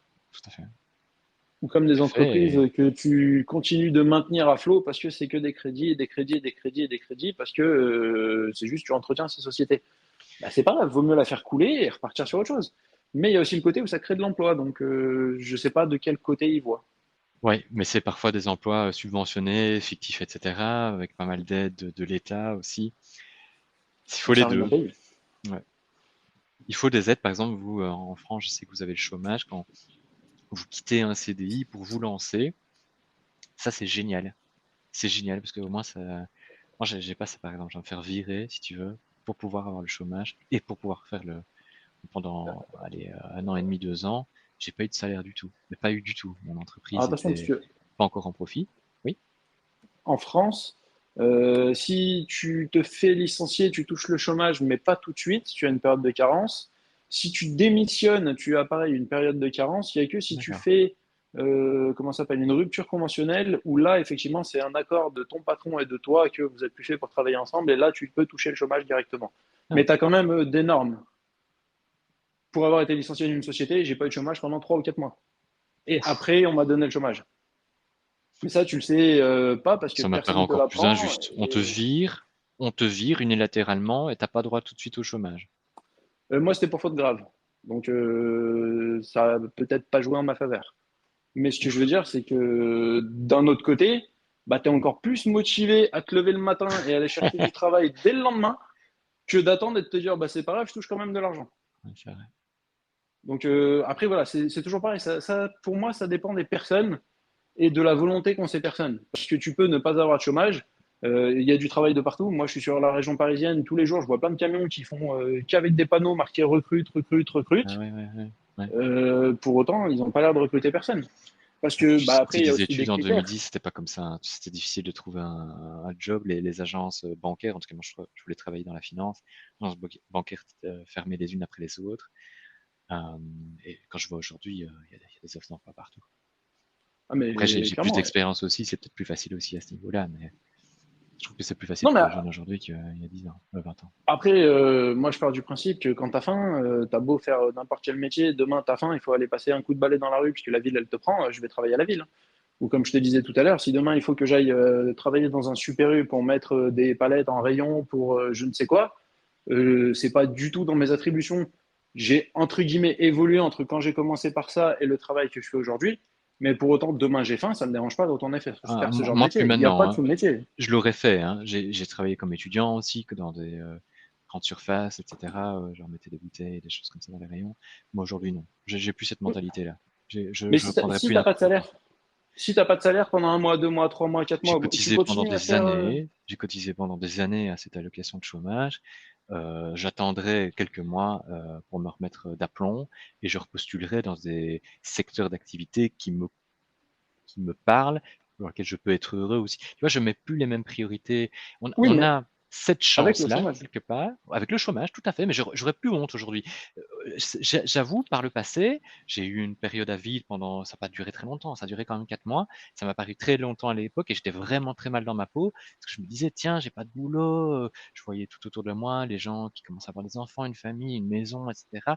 Et moi, ça me donnait je culpabilisais vraiment d'être au crochet, entre guillemets, de la société. Mais là, avec maintenant plus de 15 ans de carrière, je raisonnerai plus du tout comme ça. J'ai 2 enfants, je veux un métier approprié, qui permet, qui n'est pas trop loin de chez moi, qui permet d'allier la vie privée enfin, avec Vie pro, vie un, privée, que tu aies du voilà, temps c'est pour ça toi. exactement. Non, je me permettrai d'être un peu plus cool par rapport à ça. J'ai cotisé, j'ai droit, oui, c'est vrai, je n'aime pas non plus cette mentalité de dire j'ai tout le temps droit et je ne fais rien, mais là maintenant, j'aurais un petit peu une autre mentalité aussi quand même. Oui, oui, moi je prenais mon cas en exemple où moi je n'ai pas eu le chômage au début et du coup, bah, en fait, si vraiment t'as faim, peu importe le Oui, métier, il n'y a plus de métier, il n'y a plus c'est rien du vrai. tout. Tu vas Oui, faire ce ça qu'on c'est te vrai. donne, ce qu'on te propose parce que tu Mais as est-ce que besoin de c'est manger, de bien? payer un loyer. Est-ce que c'est bien une société? Est-ce qu'on veut aussi vivre? Mais moi, je suis plutôt de droite, hein, je suis plutôt libéral. Mais est-ce qu'on veut vraiment une société vraiment qui n'a aucune sécurité sociale? Est-ce qu'on veut vraiment vivre dans cette société-là? Je crois qu'il y a un juste milieu là aussi. Non, je pense pas non plus, puisque quand tu regardes aux États-Unis, j'ai C'est vu ça. des factures d'hôpitaux passer, c'est démentiel. C'est ça que je Tu es regrette obligé de sur te laisser Internet. mourir. Souvent, les gens sont une caricature en fait. Non, non, On parlait et parce tantôt que on montre le d'un côté autre. positif. Ouais, ouais. Mais j'ai l'impression que pour se démarquer, parfois, il y a des influenceurs qui doivent être vraiment dans la caricature, alors que non, le monde est rempli de nuances, et même si ça vend moins, mais si c'est moins sexy et c'est plus Ça fait barbant moins peut-être à vendre. écouter. Mais Euh, c'est- demain, tu prends un sans domicile fixe qui va faire une vidéo de sa ville ou de son style de vie et un mec qui va s'amuser en Lamborghini et te dire clique sur mon lien enfin, donc la Ouais, vie, elle est super facile. ouais, c'est Je clair, pense que la majorité des personnes vont cliquer sur la Lamborghini. C'est plus joli à voir que le SDF qui est dans la galère. c'est clair. Alors que pour autant, la galère, connaître ce qui lui arrive, fait que en toi, tu peux te dépasser et dire, mais moi, la situation que le monsieur est là, je ne veux jamais l'avoir, je vais me battre pour ne pas l'avoir. Tout Que à fait. regarder la voiture va juste te faire rêver et en aucun cas tu vas te battre pour avoir la voiture parce que c'est trop compliqué. C'est aussi Comme pour les ça que gens, quand je tu disais discutes tantôt, investissement. en Vas-y. parlant de Realty, que je fais pas spécialement confiance aux gens, parce que les gens voient non seulement toujours leur intérêt, comme moi, hein, je vois toujours mon intérêt évidemment pécunier, ma stratégie en place, mais parfois les gens ne voudront pas se former et prendront la facilité. J'ai pas honte à le dire, j'aime pas spécialement les gens. J'aime pas spécialement les gens. Moi, je pourrais pas faire ce que tu fais, par exemple. Je m'intéresse pas suffisamment aux gens. Interviewer quelqu'un, etc. Interviewer quelqu'un de manière pour le rendre accessible au public, hein, pour augmenter les gens. C'est différent que de construire une entreprise aussi et engager quelqu'un pour lui donner une chance, pour le former à ton image selon tes valeurs et lui donner un emploi. J'aime pas les gens, j'aime pas la société en général. Oui, là, effectivement, c'est encore autre chose. Mais ça peut changer. C'est moi ce que j'essaye justement de faire sur la chaîne, c'est de faire changer les gens, de montrer qu'il y a plein de choses qui sont possibles et qu'à un moment, il faut se réveiller. Certes, ça fait pas trop plaisir, mais c'est un côté positif et à la fin, bah, c'est bénéfique pour lui. C'est pour ça, en tout cas, que je t'aime bien, que je suis abonné et que je te suis fidèle parce qu'effectivement, tu envoies des messages vraiment très positifs. Ouais, et peu importe le niveau d'argent qu'on gagne ou quoi que ce soit. C'est C'est juste vrai. la vérité. J'ai commencé par gagner des centimes. Aujourd'hui, je gagne un petit peu plus. Pour autant, je suis pas millionnaire, rien du tout. Mais j'ai déjà un cadre de vie qui est plus confortable. Que les gens, la plupart, veulent le million. Mais il y a plein d'étapes avant de devenir millionnaire. C'est vrai. Viser déjà les 100 000, je trouve que c'est pas mal. Et après, deuxième palier, 200 000 ou 500 000. Et voilà, de faire des petits paliers. Tout à fait, non, c'est clair. Voilà, je sais pas si tu avais autre chose que tu voulais parler, s'il y avait d'autres sujets. Il y en a beaucoup qui se plaignent de la France, de l'Europe, et aujourd'hui, on a beaucoup de youtubeurs qui parlent, oui, il faut absolument aller s'expatrier. Qu'est-ce que tu en penses, toi? Moi, je suis mitigé parce que beaucoup de youtubeurs disent qu'il faut s'expatrier, mais ces mêmes personnes appellent à voter ces derniers temps pour un parti qui te dit qu'il faut répartir les richesses. Donc, à partir de une certaine somme d'argent, on va te taxer plus pour justement donner à d'autres personnes. Et ces mêmes personnes qui disent justement, bah, faut s'expatrier et faire à l'étranger, du coup, je trouve que le discours ne coïncide pas. D'un côté, tu veux te faire bien voir, mais d'un autre côté, tu te rends compte qu'il faut partir. Après, moi, à titre personnel, je pense que peu importe le pays où tu es, ce qu'il faut, c'est que tu sois bien avec le pays, peu importe l'imposition qu'il y a, même s'il ne faut pas que tu aies une imposition extrême, mais pouvoir partir à un endroit où tu te sens bien. Si c'est juste pour aller dans un pays et avoir moins d'imposition, mais un cadre de vie ou des lois ou des gens ou une mentalité ou qui ne te plaît pas, je trouve que c'est pas intéressant. D'accord. Après, je serai le premier à m'expatrier, hein, très clairement. Je préfère être honnête. Moi, pas. Je suis trop attaché à l'Europe, même à la France, hein. J'ai de la famille en France, du côté de Coulommiers, figure-toi. Je suis trop attaché à ma famille. Je sais pas que je suis tellement nationaliste, mais je trouve vraiment, je ne me retrouve vraiment pas dans pourtant, je les suis, hein, et j'en suis beaucoup sur YouTube aussi, des expatriés, mais des personnes qui critiquent la France. Non, non, pas Alors, critiquer, après, c'est encore autre chose. ouais. Non, Je non, moi j'ai le pense pas que côté l'herbe est où. nécessairement plus verte ailleurs, sincèrement. Non, après, bah, dans tous les cas, la plupart des personnes qui s'expatrient, c'est toujours pour le côté finance.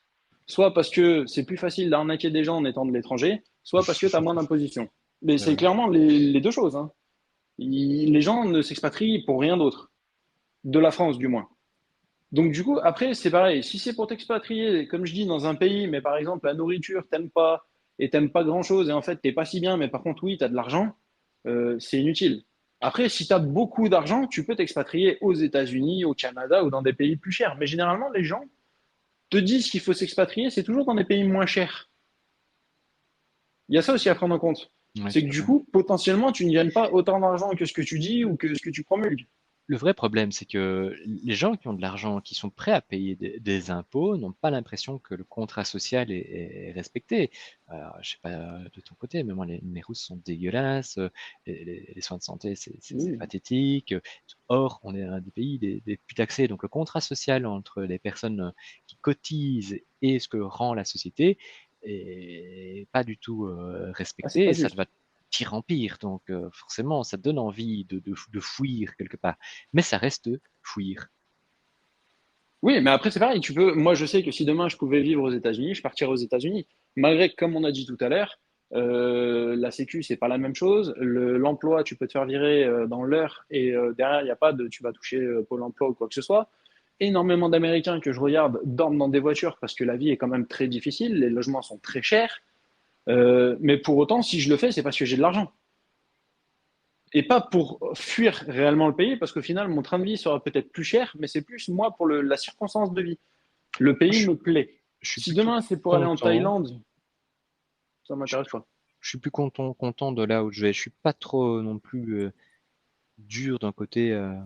C'est paradoxal, hein, parce que j'en veux quand même quelque part un petit peu à tout ce qui est toutes ces mesures d'austérité, à l'Europe et au contraire à cette planche à billets qu'elle n'arrête pas de. Donc, quelque part, je suis un peu rebellé contre ça.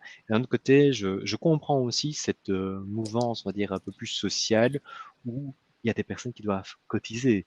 Donc, je suis partagé. En tout cas, je suis pas. Moi, je pense que le système est plus bon. Aujourd'hui, il faudrait un nouveau système. Je sais pas lequel, mais il faudrait un nouveau système. Mhm. Là, vous avez bientôt les élections, hein, c'est le 7, hein, 7 juillet. Oui, là, c'est bah, dimanche, fin de semaine, Là, ça où là, va on être va voir quelque ce que ça chose. donne. Ouais. Oui, alors après, moi qui vis en France, si c'est un côté qui passe, il y aura le feu. Si c'est l'autre côté qui passe, il y aura le feu. Donc, dans tous les cas, c'est malheureux, hein, mais Aujourd'hui, on est dans une démocratie où on te laisse le droit de voter, et donc forcément, si c'est pas ton parti qui passe, peu importe le parti, là, je suis pas dans une case ou dans une autre, mais peu importe le parti qui passe, c'est la démocratie qui a voté. Et le problème qu'il y a, c'est que les gens sortent parce qu'ils sont pas d'accord. Ouais. Mais après, quand on leur dit, mais peut-être que c'est un parti qui va être un petit peu plus, comment dire, où tu as un petit peu moins de démocratie, ah non, mais on le veut pas ce parti. En fait, vous voulez quoi? Les gens ne savent plus ce qu'ils veulent aujourd'hui. Ouais. Les ministres et tout ce qui s'ensuit, c'est tous les mêmes. La seule chose qui les intéresse avant le français, c'est ça paye son côté où lui va se mettre en sécurité. Et les gens qui disent non, quand tu leur poses la question, mais toi, si tu es là-bas, tu fais quoi? Bah, tu fais la même chose qu'eux. Peu importe le parti, encore une fois, je vais viser ma propre tête. Donc c'est normal que. Enfin, le système est pourri. J'ai pas d'autres mots. Ouais, c'est vrai. Que ce soit l'imposition, que ce soit le socialisme, que ce soit tout, c'est tout pourri, il faudrait tout remodeler. Tout à Les fait. lois, tout, il n'y a plus rien qui va. C'est trop vieux maintenant. Voilà, après, ça reste mon avis et peut-être que certains ne seront pas d'accord ou je respecte aussi, hein, mais Moi, pour je moi, partage aujourd'hui, aussi. c'est plus adapté. Donc oui, Vraiment. je pense que fin de semaine, ça va être voilà, une France qui va parler aux informations, plus après les Jeux Olympiques qui feront parler encore aux informations, et puis voilà, en espérant qu'il n'y ait rien non plus de très négatif. Ouais, j'espère que vous n'aurez pas Si c'est trop juste des d'émeutes quand manif même. Que vous n'en voilà, aurez si c'est pas. juste des petites manifestations ou des petites choses comme ça va. Effectivement, si ça part beaucoup trop loin et que ça vient à casser, bah, ça casse toujours des sociétés, des véhicules, des arrêts de bus, enfin, tout le monde prend au final dans la tête parce que tout le monde paye des impôts, parce que tout le monde va manger à McDonald's ou j'en sais rien. Donc derrière, c'est une grosse inflation qui peut arriver. Il faut aussi que les gens se disent ça, peu importe le parti qui passe, à la base, on est censé tous être ensemble, justement, et le parti qui passe est censé nous obéir. Aujourd'hui, on est tous en train d'obéir au parti qui veut passer. On n'a plus compris vraiment comment ça devait interagir une société. Et on nous divise, et nous, on est content de se diviser entre classes sociales, entre religions, alors qu'on est tous égaux, on est tous pareils. C'est vrai. Ce qui fait que pour moi, tout le monde se met des bâtons dans les roues, parce que tout le monde veut manger plus que l'autre, alors qu'on pourrait tous, entre guillemets, bien manger, et certains, bah, t'en as toujours qui mangent plus parce qu'ils ont bah, plus faim que les autres. Mais ces gens-là, s'ils se donnent les moyens, je leur en veux pas. Et j'ai l'impression que ça s'oublie, ça. C'est clair. Je suis d'accord. Donc là-dessus, je pense que peu importe, même les pays ou quoi que ce soit, et c'est pareil, tant que tu as de l'argent, tu as de la corruption, tant qu'il y a des choses que tu peux avoir et que d'autres ne peuvent pas avoir, bah, ce sera toujours pareil, que ce soit le pouvoir, l'argent. Et on voit ça à travers même plus petit, hein, pas forcément au niveau des présidences, mais que ce soit des influenceurs. Demain, je te propose 200, 300 000 pour faire une vidéo et tu vas arnaquer plein de gens. Bah, les gens, tu les connais pas, tu vas peut-être te dire finalement, je vais prendre 300 000 et puis je vais faire le truc et je vais arnaquer la moitié de ma communauté. Tu trouves pas que la loi devrait être un peu plus sévère par rapport à tout ça? Ah, mais les lois devraient être plus sévères, mais en termes général, Ouais, de quand tu fais une erreur, que tu payes réellement ton erreur, que tu n'aies plus envie de la refaire. En fonction des erreurs, hein. Tu vas voler un sandwich ou ouais, tu je vas tuer comprends. quelqu'un, forcément, c'est plus la même erreur. Mais ce que je veux dire, c'est qu'aujourd'hui, pour moi, les lois sont tellement laxistes que tu peux faire à peu près ce que tu veux. Tu sais qu'en France, je parle pour la France, pour finir en prison, il faut quand même le vouloir. Ouais, c'est clair. Donc, à part si tu es, entre guillemets, très salvable et que tu es un peu reconnu, ou je sais pas, ou là, bah, c'est plus facile parce qu'on peut te prendre de l'argent. Mais sinon, si tu n'as pas d'argent, t'as pas de bien, t'as pas de voiture, t'as rien du tout, pour aller en prison, c'est beaucoup plus difficile. Et encore une fois, peu importe la nationalité, parce que tu peux être français ou étranger, c'est la même chose. Parce que déjà, trop de prisons, tout ce qui est trafic de drogue, tout ça, ils ont démantelé une tonne, ils sont contents, alors qu'il y a je sais pas combien de centaines de tonnes qui doivent circuler sur le territoire. Tous les casques qu'il y a, tout. Enfin, ouais, je trouve que c'est dommage. Que tu mets des peines bien plus violentes, comme il se passe actuellement au Salvador, là, tu rigoles plus. Mais par contre, si t'es carré et entre guillemets, tu ne fais pas chier ton voisin, t'as le droit de faire la fête, t'as le droit de boire, t'as le droit. Tant que tu fais chier personne et que t'imposes rien à personne, tu fais ce que tu veux. Eh ben, il n'y a pas de souci. Mais par contre, si tu viens à commettre des délits, des braquages, des casses, des choses comme ça, si tu payes la moitié de ta vie, c'est sûr que derrière, tu ne recasses plus rien. C'est vrai. Et c'est quelque chose que enfin, du coup, pour moi, les gens ne comprennent pas. Comme quand tu es petit, si tu te prends pas, moi je parle pour moi, je me suis pris deux, trois bonnes branlées par mes parents, ça remet tout de suite les idées en place. Tu comprends dans quel sens faut aller. Que si on te dit, ah non, c'est pas bien, mon poussin, arrête. Enfin, moi, personnellement, je le comprends pas en mode c'est pas bien. Moi, j'ai le cas avec le dernier hein, qui est encore petit. Et c'est vrai que maintenant, on parle de plus en plus d'éducation bienveillante. Et c'est vrai que dans le meilleur des mondes, si on a le temps de prendre chaque fois le temps avec l'enfant, de lui expliquer ce qu'il n'a pas bien fait, expliquer pourquoi, les tenants et aboutissants. Mais dans une vie de 24 heures, c'est compliqué, hein. C'est vrai que c'est plus facile de lui foutre une branlée. Voilà, ça brûle, ne fais plus ça, entre guillemets, tu vois. Voilà, bah là, mais d'un côté, tu comprends d'un coup. Ouais, C'est rapide. Et enfin, moi, je sais que après, c'est plus moi. Hein, je dis pas. Après, c'est comme tout. Il y a toujours des mesures à prendre. Et je dis pas de frapper tout le temps ou quoi que ce soit. Moi, j'ai pas eu non plus cette éducation. Mais quand j'étais petit, j'ai fait des grosses bêtises. Et ces grosses bêtises, je ne les ai plus jamais refait de ma vie. Ça ouais, m'a calmé. Parce que pour moi, voilà, le fait de marquer l'esprit sur quelque chose que tu fais de pas bien dans la société fait que tu n'as plus envie de recommencer. tout à fait. Comme quand tu te fais arnaquer à un endroit, tu te fais arnaquer une fois, la deuxième fois, tu fais gaffe. Tu dis, Ouais, c'est attends, vrai. j'ai déjà fait une erreur une fois, c'est bon. Bah écoute, merci pour ton temps. C'était intéressant de t'en rencontrer en vrai. Bah, moi aussi, franchement, merci à toi d'avoir participé au podcast et j'espère que du coup, ça motivera aussi des personnes. Et en tout cas, réel plaisir et je pense qu'on s'en refera un d'ici un petit moment. Avec plaisir quand j'aurai vendu mes bitcoins. Très clairement, vas-y. Voilà, maintenant j'ai 170 000 USDC et je cherche de nouvelles propriétés. Je mets le maximum dessus, non. Ouais, ça peut être un bon podcast. Mais ce sera intéressant et stressant, hein, cette expérience-là, quand j'aurai un peu de pognon pour investir. Ah bah c'est plus les mêmes sommes, mais c'est une somme que tu mets d'un coup, je pense que oui, ça doit être, c'est encore différent.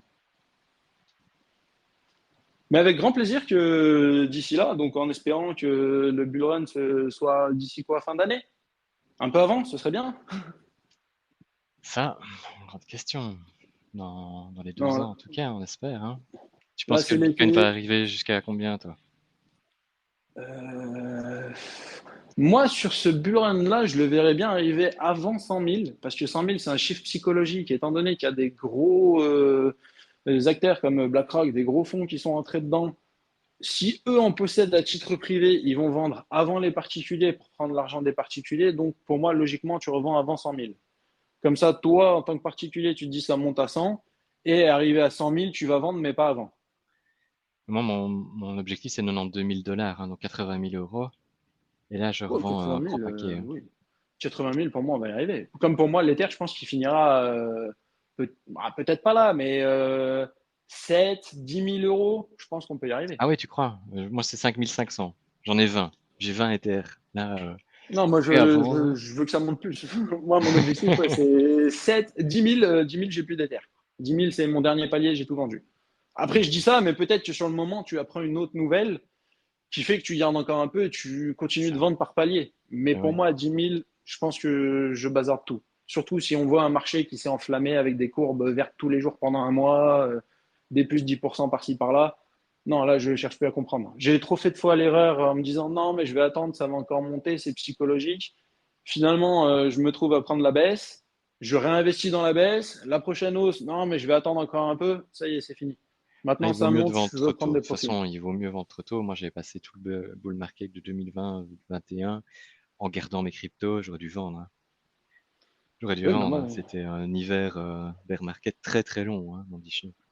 j'ai fait celui de 2017, il m'a fait mal. Hein. Ah, putain, Parce que derrière, j'ai dû attendre un moment et après, j'ai vendu, mais pas beaucoup.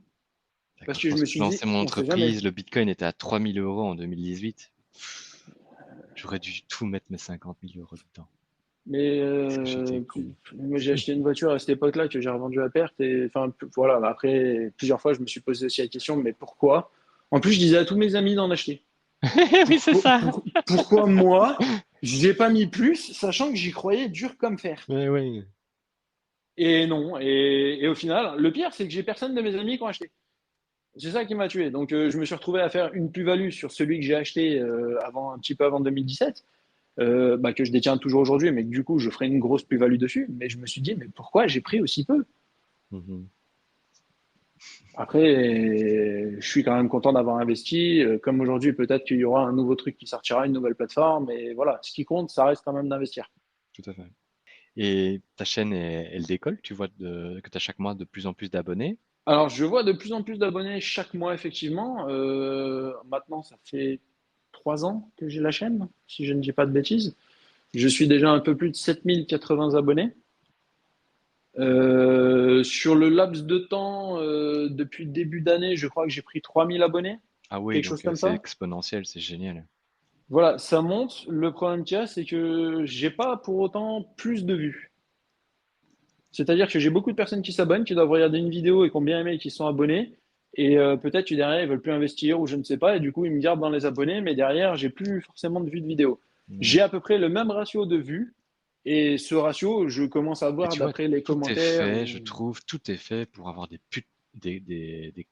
miniatures putaclic, des titres aussi, et faire divertir ton audience, hein. Ah bah oui, oui, très clairement. Aujourd'hui, c'est plus facile de divertir que de l'instruire, hein. Pour faire des vues, je veux dire. Ok, merci. Et ben, dans tous les cas, tu auras le lien et vous pourrez tous écouter du coup le podcast une fois que ce sera en ligne. Avec plaisir. Merci à Merci toi, beaucoup, Félix. Adi. Bonne journée. Ciao, ciao. Au revoir. Salut.